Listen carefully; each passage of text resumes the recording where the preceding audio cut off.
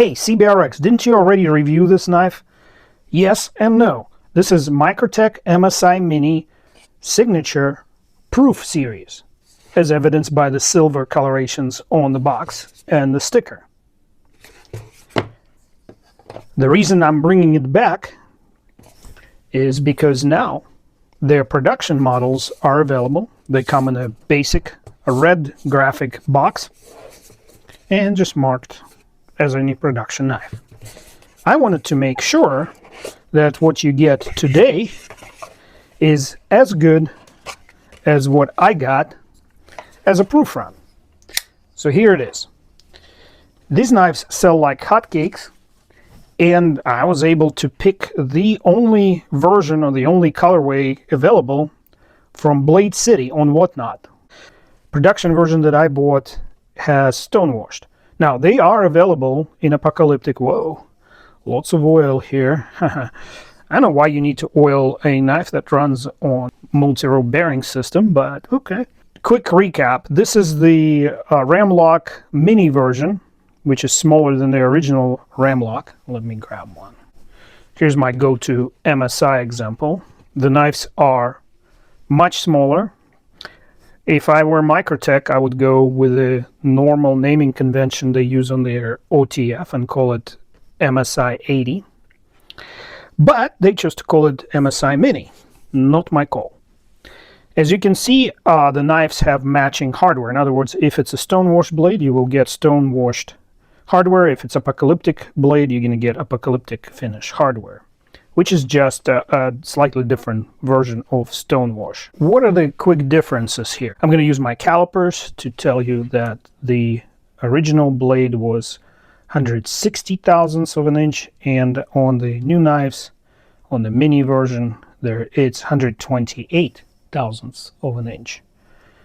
And the handle shrunk as well, 544 thousandths of an inch versus 475 thousandths of an inch, not counting the clip. The clip is stamped, and I believe it's stainless on all versions. I am correct. I gave all the specs when I reviewed this knife, so I'm going to skip through that section. I am eager to rip it apart, grab the blade, and start hardness testing, and that's what we're going to do. There you go. Here are bearings. I'll set them over here. So really, there's no further disassembly, and to remind you, even though it looks like a single row bearing, it's in actuality is a double row bearing, because you can see that these are sitting on different diameters. So I don't know if they need to go to that extent, because the parallelity of the plates, which is what in actuality controls how smoothly the knife runs, not the bearing, it's the parallelity. It's pretty good. A man's backspacer and a hefty stop pin set that distance, and it should be good. You know what? Why not measure? We're sort of like nerds here. Let's see. Let's see. How would we do it? Let's measure it here. 182 thousandths here. Was I there? Yeah. And let's measure it here. 185 thousandths in the front, but because I removed the pivot hardware, that extra 3 thousandths of an inch could be a result of that. In other words, I opened it up and it's not fully compressed. I am ready to test it, and test it I did, and I'm not going to show you the entire test like I normally do, because what happened afterwards takes precedence over anything and everything you and I know or heard about this knife. Fair warning, if you spend your hard-earned money, lots of it, almost $300 after taxes on this knife, and you feel like you may be upset upon finding that there's something wrong with it, maybe you should get out of this video right now and forever remain unaware of what I'm about to discover. And it has nothing to do with the hardness. The hardness turns out to be decent, just like previous MSI Mini I tested. But just for the sake of historical accuracy, I'm keeping this test in and not skipping to the next one. Looks like I am 62.1 HRC on the dial, which is as close as any lab can hope to have their device calibrated. So that was the calibration. Now I put the blade in and taking 3 measurements. So I'm going to skip through all the normal routine and just show you the results next. We have 61.6 HRC on the first poke. 61.6. Whoa. That's what I call repeatability.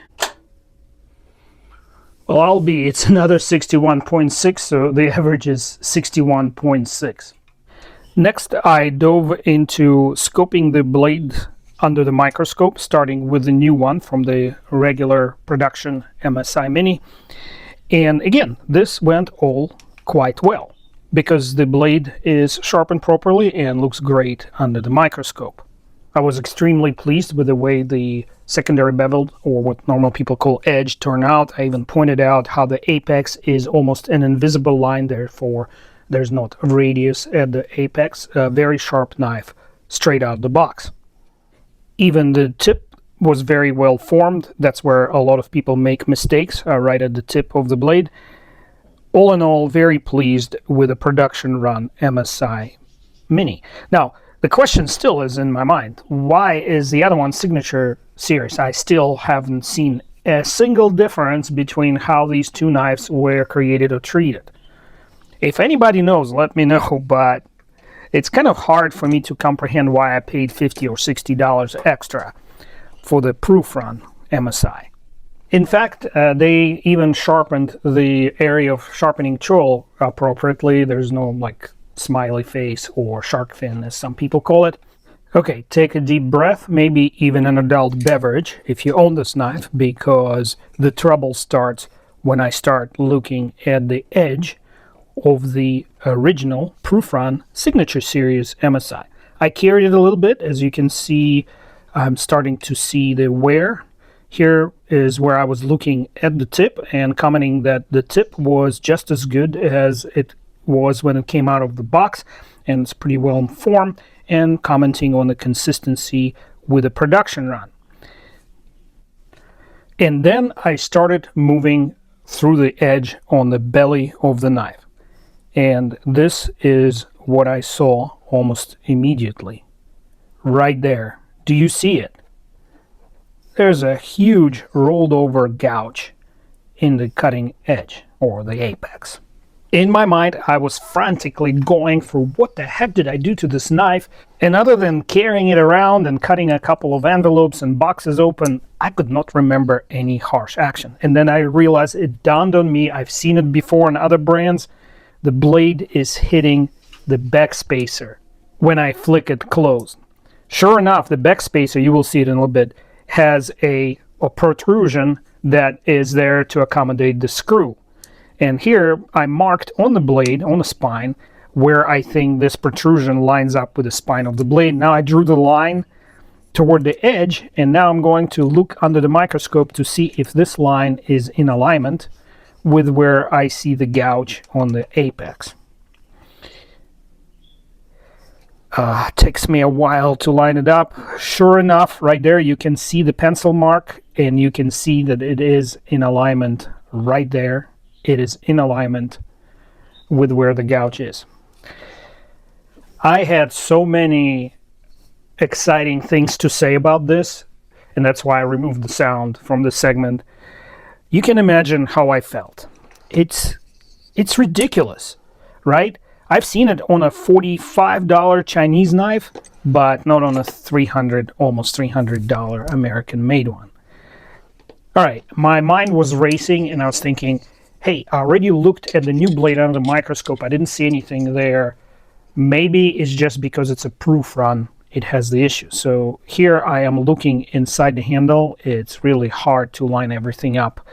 And sure enough, on the knife that has a black handle, I see a little gouge in that protrusion on the back spacer. Can you see it? Right there, you can see it very clearly. And there isn't any on the new knife. At first I was relieved, and then I realized, holy crap, I only just got it out of the box, and I really haven't done anything with it. I maybe opened it a couple of times and closed it, but that's about it. So frantically I'm reassembling the knife while being very careful to put it together in such a way that it will function just as if it was never disassembled. But for full disclosure, clearly you see here I disassemble and now reassembling the knife. I don't have a third one to test or to review, and I'm probably not going to buy any Microtechs anytime soon after this. But here I am putting it together, making sure the pivot tension is properly adjusted, going through all the steps like I normally would after a hardness test to put the blade back into the knife. I'm doing my best to make sure there is no side-to-side or up and down rocking, making fine-tune adjustments, making sure it is good to go, good as new, and functions properly. Okay, are you ready for what's coming next? First and foremost, I'd like to show you that the knife is properly reassembled and the handle is in the proper parallel alignment. Here you go, 179 thousandths of an inch, and let's see the back of the handle, and we get 182 thousandths of an inch. In precision machining, typical tolerance is plus or minus 5 thousandths of an inch, so we're well within it. And now with a sinking hard, I'm going to do this.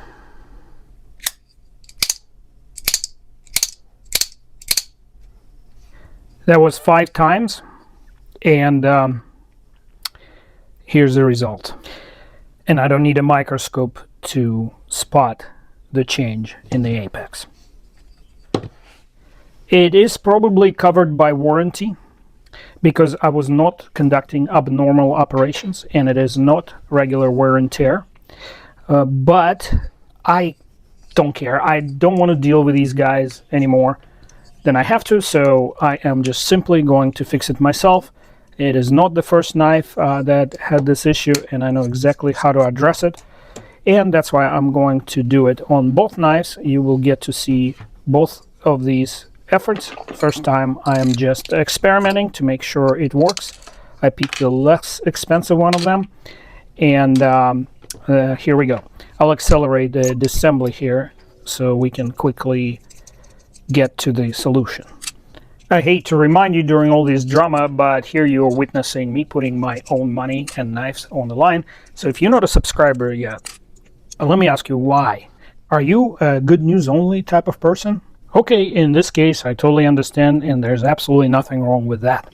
So here's the consequence. You can see the mark clearly that was made by the blade upon closing as it struck the back spacer. The good news is it's perfectly centered. Ha ha ha. And now I'm taking the backspacer completely out to finish the job that Microtech should have done and remove the metal from where it should not have been. This is evidence of poor design practice where everything is sketched as nominal and they do not consider tolerance stuck up. In the next segment, I covered all the parts with a white paper towel, and I am using my Dremel with a cutoff wheel to remove said metal. It doesn't take a lot of effort. Sorry about the camera angle. I had other things on my mind, my bad. But what I'm doing is making a longitudinal groove right where that strike mark was.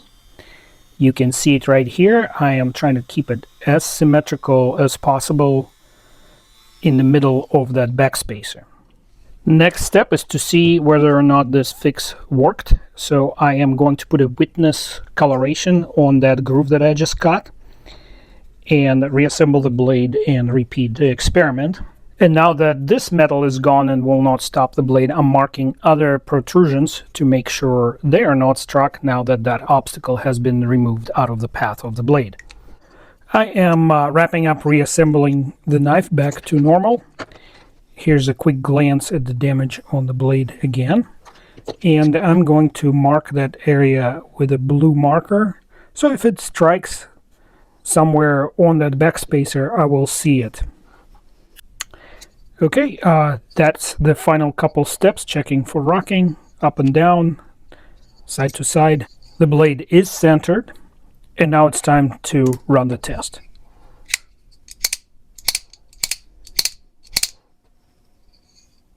All right, good news. What a relief The witness mark is still there intact. There's no new contact anywhere in the blade. Looking for a contact inside. Sorry, there you go. I don't see any contact on the witness mark. There's a little bit of a reflection there. You have to take my word for it. How long did the repair process take? About 5 minutes. Here you go.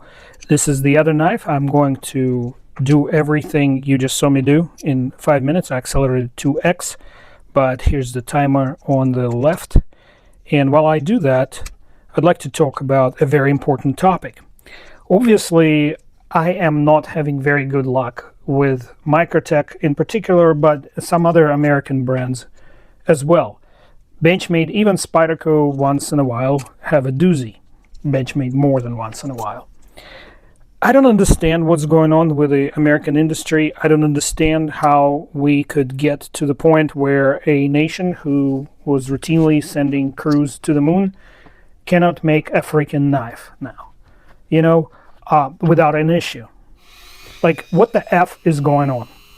You guys feel free to be angry. I think it's inappropriate emotion. And I totally understand that if somebody is not like a production manufacturing individual, they don't understand how easy and how preventable some of these issues are. You know, here is an example where you could just specify a certain tolerance or reduce material thickness by a very small amount. I only gouged out maybe 0.5 millimeter deep trench there, maybe 1 millimeter tops to be on the safe side.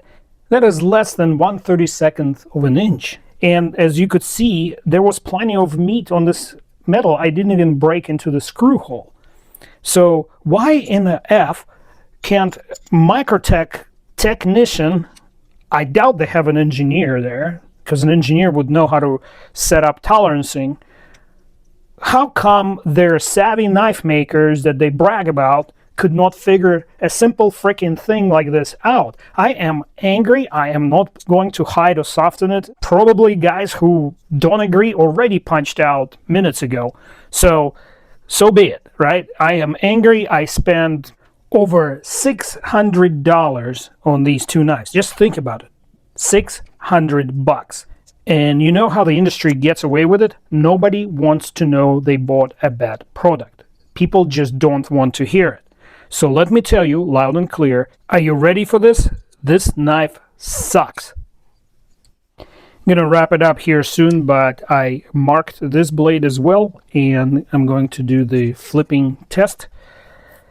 And please don't tell me, well, you would not normally flick this knife. Absolutely. Everybody knows people buy these type of knives so that they can flick them. Because if they didn't, they're perfectly good Buck 110s and Cold Steel Recon 1s and many, many others that you don't need to flick and you don't need to enjoy in that way.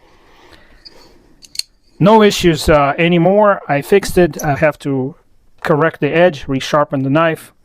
So all in all, it would have been a fun project if it was a $50 knife that just needed some fine-tuning to make it perform like a $300 knife and not the other effing way around it. See, I am still not in a good mindset over this. Sorry guys, I think I should better go, and let me know in the comments how it all made you feel. Alright, now that some time has passed and I was able to gather my thoughts, I'd like to share this thought with you guys and with Microtech as well. This is a representation of my Microtech collection. 32 blades in all. Now, look, I love most of their knives. The ram lock experience has been a struggle for them. They clandestinely redesigned their original ram lock to make it safer. Did not announce, did not recall. And now with the mini ram lock, they're having an issue with the SOCOM Elite ram lock. And now, as we discovered, with the mini MSIs as well, because I seriously doubt that a knife reviewer would somehow accidentally purchase two knives with a particular issue being the same. So for them to do it right, they should do their research and test out a few knives.